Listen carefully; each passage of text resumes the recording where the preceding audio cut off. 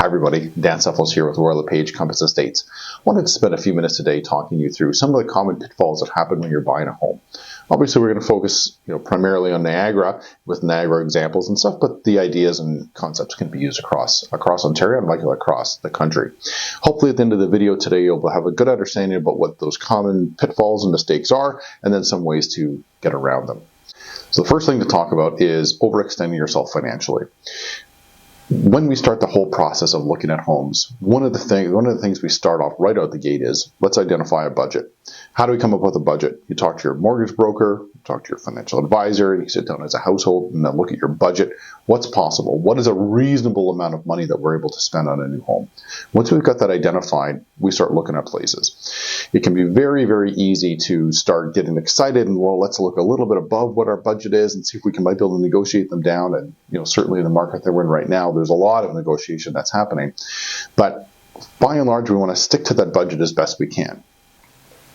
One of the challenges that we end up running into is we fall in love with the home. You walk into it, you're like, oh my goodness, this is exactly what we've always wanted. And you buy emotionally, and then you justify that purchase logically. So as here at Compass Estates, one of the things we focus on doing is let's take the emotion as much as we can out of it. Yes, it's exciting. Yes, there's a lot of great things happening at the same time, but we also want to make sure we're making sound financial decisions. So we try to eliminate as much of the emotion as we can, and let's make sure we look at the brass tacks. In a situation where you go at the very, very top of your budget, and if there's anything that comes up that's unexpected, something happens in the home inspection, something happens with your financing, something happens with the deposit or down payment, if there's no wiggle room at all, kind of to move a little bit higher, then there's this, cataclysmic, emotional experience where it's like, oh my goodness, we can't buy this house anymore. You feel very deflated and defeated. So it's better to start off, take one little step down, and let's make sure we've got a little bit of that buffer in place. Next thing we want to talk about is home inspections. We've got the opportunity in the offer and the negotiation process right now that most offers are including a home inspection condition. We're in a balanced market here in Niagara currently. If you don't know what a balanced market means, you can have a look at one of our other videos. But for all intents and purposes, what that means is we've got time to do conditional periods for finance, for inspection, for home insurance if you need to sell your home, all of that kind of good stuff. But when you do the home inspection, it's absolutely critical to pay very close attention to the things that are outlined in that home inspection and the result and the report that comes out of the other end. So we've got another video from Ted Neufeld, our Cornerstone Home Inspections. Ted does a lot of home inspections for our clients. But basically what happens is you spend 2-3 hours at the home, you're there with the home inspector, and he or she will go through a long list of items on the home. So they look at the electrical, they look at the roof, they look at the plumbing, they look for water leaks, they look for asbestos, they look for all kinds of stuff. They lock granite. What ends up happening at the end of the report, at the end of the home inspection period, they do a report and they go through kind of what the big ticket items are. Back when things were crazy, a lot of folks were just saying, oh, forget it, we don't need to worry about those things, those will be problems for later. What happens now is, or what we encourage our clients to do now is, don't kind of slough those things off. If there's something that's come up that you didn't expect, if on the listing, the furnace was advertised as being 15 years old and the home inspection comes back and says it's 15 years old, there's not a surprise there. They'll have built that into the price, and when we did our negotiation initially, the 15-year-old furnace was part of that. However, if the wiring was aluminum and we didn't know that, the sellers didn't know that, that's a defect in the home. It's called a latent defect, something that they weren't aware of. And that's something that we need to now then negotiate. So either we're going to ask the seller to address the problem, or we're going to look for some kind of a reduction in price for you as the new buyer to address whatever the deficiency is. It's absolutely critical these days to take a careful look at all the items on the home inspection report and make sure that you're comfortable with what the long-term ramifications of that are. So if the listing doesn't disclose how old the roof is, we have our home inspector go up on the roof and they're like, well, you probably got 5 years left on the roof. Well, if the typical roof period is 20 years, that means 15 years of the life cycle of the roof is already gone. If it costs $15,000 to do the roof, you need to make sure that you understand 5 years from now, you're going to spend $15,000 on a new roof. All of those kinds of things need to take part in the budget.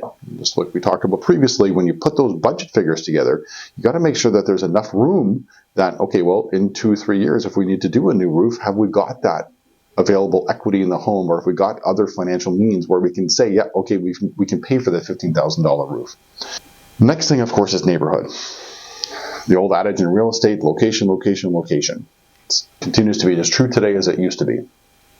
When you're doing the research on a neighborhood, it's absolutely critical that you look at the comparable sales that have happened. You want to make sure that you understand what development is happening in the neighborhood. And of course, all of our team is very well versed in that.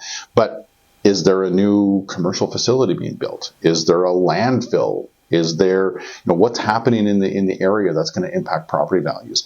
A lot of times in some of the larger centers here in Niagara, there's infill projects. And so there's a pocket of 10 houses that are being built in this, this old park or this old church that's been that's been gone, and they're going to put 10 houses in there. Well, what impact is that going to have on the property value? Now, in that scenario, of course, that's going to be a positive impact because, as long as it's a good local reputable builder, the property values will definitely increase as a result. However, if they're putting a vacant field and they're putting some sort of an industrial complex in there, that could have an adverse effect. So you want to make sure that you really understand what the neighborhood looks like.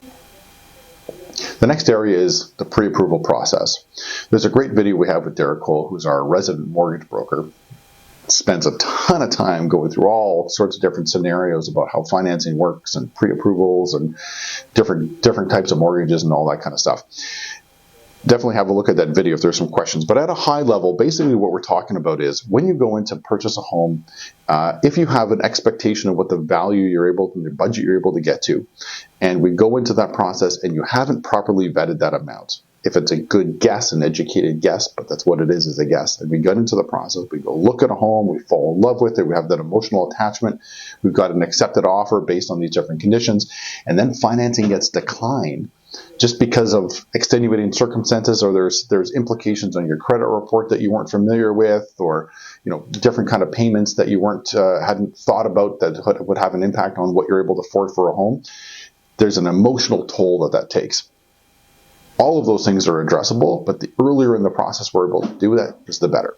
The next item that we want to talk a little bit about here is the legal paperwork side of it. The legal contracts for these new home purchases are long.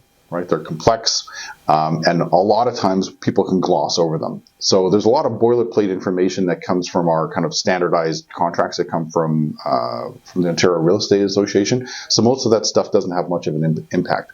There are some clauses in there, though, that if you don't read them carefully, it might be a surprise.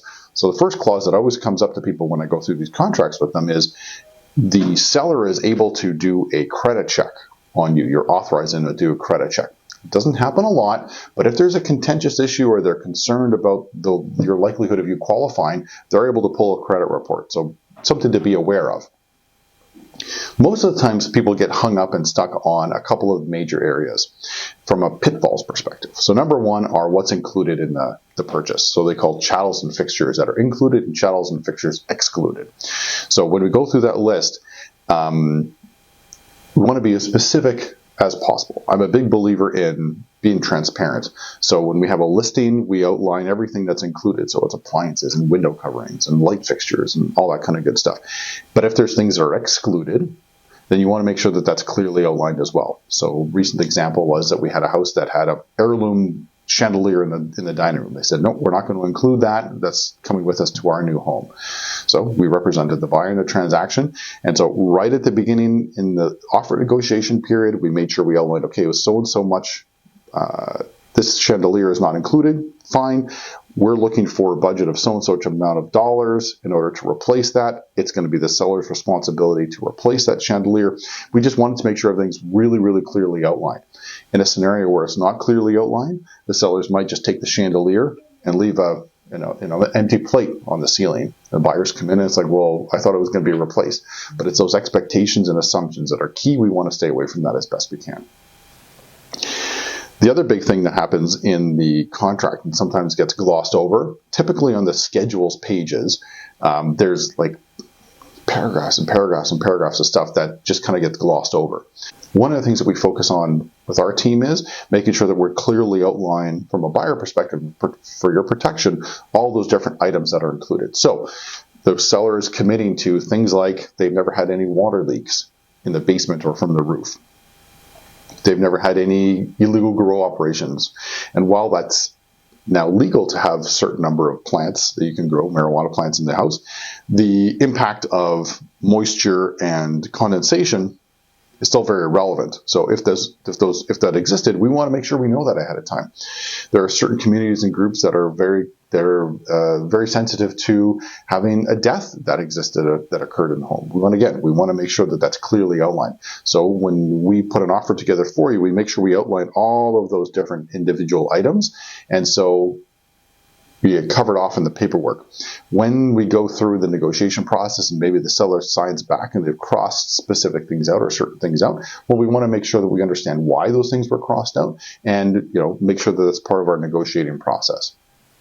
The other thing is, and this is something that we include in our offer agreements now, is that depending on the time of year, we want to make sure that the grass is cut within a certain number of days prior to closing, or we want to make sure that the snow is shoveled within a certain number of days prior to closing. We don't want any surprises that come up, and who knows how long ago the people have moved out of the home. We want to make sure that it's ready for you guys when you move in. So those are a bunch of the different common pitfalls that we see. How are we going to get around them? Well, obviously, number one is you got to work with an experienced real estate agent. So our team is full of experienced realtors. We're happy to walk you through that process. Each of the pitfalls I've described to you is kind of part of our standard operating procedure as a team. Each one of those things we talk through and walk through at the beginning of every conversation with you. And it's kind of funny. We have clients of ours that we've been working with for many, many years.